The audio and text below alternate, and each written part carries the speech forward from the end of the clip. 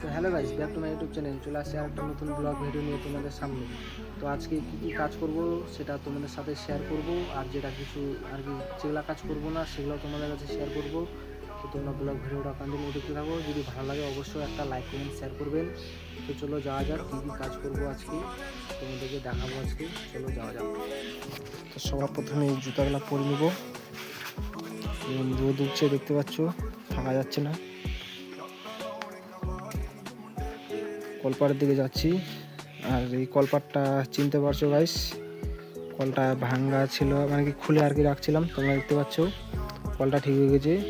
এর ভিতরে যত কিছু আছে সব একদম নতুন লাগানো হয়েছে। জলও ভালো বাড়াচ্ছে, কলটা আর প্রবলেম দিচ্ছে না। কলটা আগে যখন খারাপ ছিল তখন জল থাকতো, তারপরে কিছুক্ষণ পর যদি আসতাম তাহলে জল আর কি নামে যেত, আবার জল ঢালতে হতো, তারপরে আবার জল উঠাতে হতো, খুব প্রবলেম মারতো। তো দেখতে পাচ্ছ কলটা একদম টনটনা, একদম চকাচক, সব দিক দিয়ে একদম ঠিক করে একদম। এখন সামনে জল বাড়াচ্ছে। চলে আসলাম আমরা হচ্ছে এখন বাথরুমের দিকে। দেখতে পাচ্ছ যেদিকে ঘাস সেদিকে মাকার পাতা। এই মাকার পাতাগুলা যে দেখতে পাচ্ছ, এগুলা হচ্ছে আজকে কাটবো। কেন কাটবো? এরকম যে মাকার পাতাটা দেখতে পাচ্ছ বড় বড়, এরকম দিলে আর কি গরুটা ভালো খাচ্ছে না, আর কি নষ্ট করে দিচ্ছে আর খাচ্ছে না। তাই জন্য ওটাকে কুচি কুচি করে কাটবো, ছোটো ছোটো করে কাটবো, যেরকম খেরগুলো কাটি ওরকম কাটবো। ওরকম দিলে আর কি ভালো খায় গরুটা। তো তাই জন্য ওগুলো কাটবো আজকে। এখানে রাখা আছে, দেখতে পাচ্ছ এখানে মাগার পাতা আর হচ্ছে ঘাস রাখা আছে।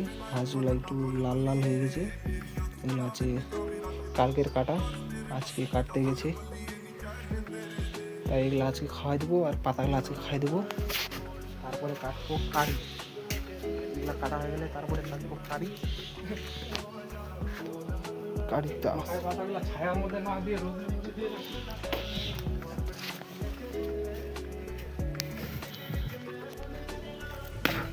এখন চলে আসবো বাইরে। দেখতে পাচ্ছি